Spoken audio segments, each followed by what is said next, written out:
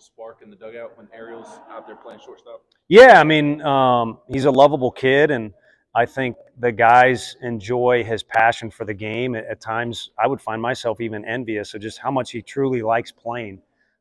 It's a never-ending vibe he has for wanting to be out there, wanting to do different things defensively, and it's not like he doesn't like to hit too. But I think that's kind of the source of what we've got going right now with our team is they pull for each other, and when it's their opportunity, they seem to be prepared and skilled enough to attack the task with a decent success rate. And when it's not, they're kind of tuned into what the other guys are doing, and they got their back, which has got some value to it. It makes your teammate a better player, but he's already a good player. What went into Robin? Obviously, Billy out, you had to reshuffle some things, but Robin going to lead us spot. It's kind of like having a Friday guy. You know, you want a guy that is going to lead you into battle. You know, somebody that if he was kind of literally leading the charge, you would want to get behind him. And Robin is that type of guy. He's as competitive as it gets, but he's also really good at understanding the strike zone and is going to be able to get on base, whether it's that or because of, you know, he's a good hitter as well. He's got good hand-eye. So felt like he could kind of lead us into the charge and, you know, make Simo shoulder the load of that three-hole. And each spot, you know, you're kind of only in that spot one time through the order, and then it's all mixed and matched. But having said that, these kids and you all and coaches put labels on each spot, and, you know, sometimes they're true, sometimes they're not. But the one thing about kind of sitting in that three-hole, whether it be Billy or Simo, you're kind of saying, I'll jump on this grenade for the team, and I'll kind of, you know, wear this a little bit, I guess, wear this responsibility. It's been the key for Reese kind of taking advantage of his opportunities the last few times out. I think just kind of getting comfortable out there and the game coming slower to him rather than it maybe, and I don't mean to speak for him, but maybe at times it's kind of gone fast for him because, you know, it's your first year on campus as a freshman last year, and you're trying to take advantage of these opportunities. So the coaches will play you more, and it turns into this big extra game, not just the game of baseball. But this year, for the most part, I mean, we started him game 2 of the year. Certain guys like Robin have done well, so maybe he gets squeezed out a little bit on some reps in there, but we've always wanted to keep him involved, and he's a trustworthy defender and a really good base runner. But the hitting part is just unlocking that skill that he has to hit by relaxing and playing and knowing that he belongs. And he's always kind of walked around with the proper posture and kind of the right mojo, but I think right now it's sincere and it's true, and he really believes in himself, and he should, for good reason. He's had a lot of success in his life hitting, and he's worked ultra hard in here. I don't know if he takes as many reps as anybody else, but his intent behind his reps is probably the standard for our team.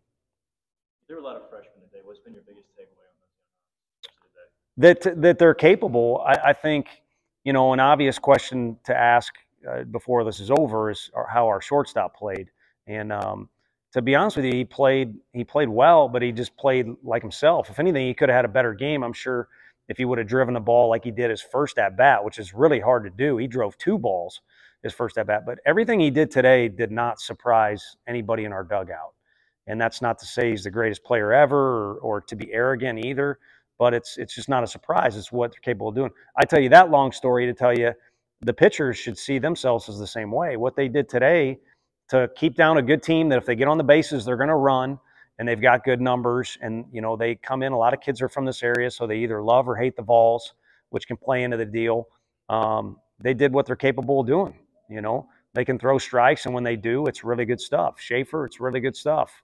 I consider Marcus Phillips a freshman just based off what, you know, he went through last year, and that stuff was, you know, it was kind of the exclamation point on the night with what he had going. So no surprise. It's what they're capable of, and I look forward to the next opportunity for them to do it. Kind of touched on it a bit there, but how important was it for those freshman arms, no walks tonight?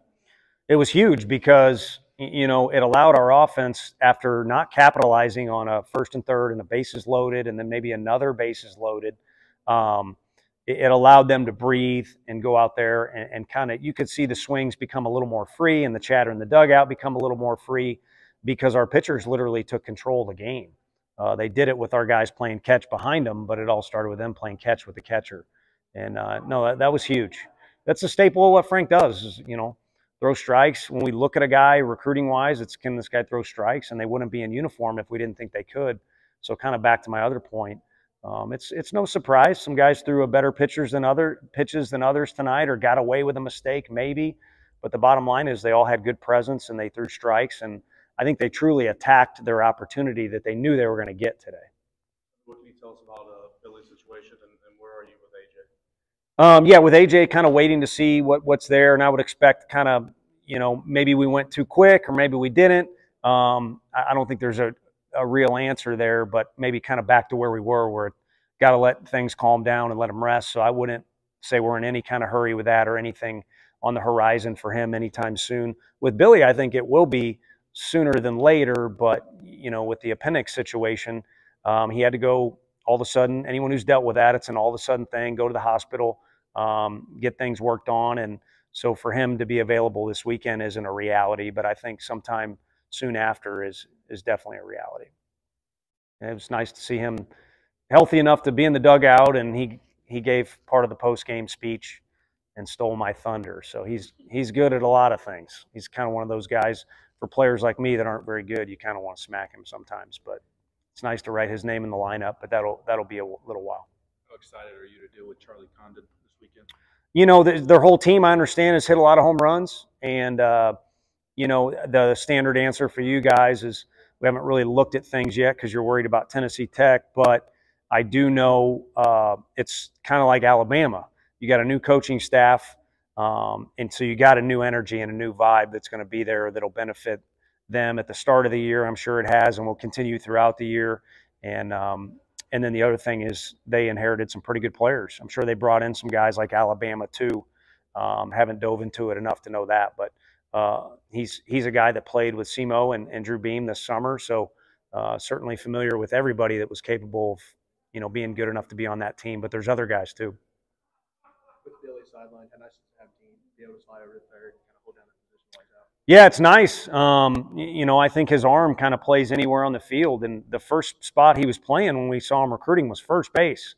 And I think part of that was just kind of rangy, kid with a little bit of height and also a good attitude. I think part of the deal was he was at All-Star event. Who's willing to run over there instead of playing their normal spot like shortstop or whatever everybody's favorite spot is. So he's pretty flexible and able to go anywhere that we really want to put him. I don't think he's caught before.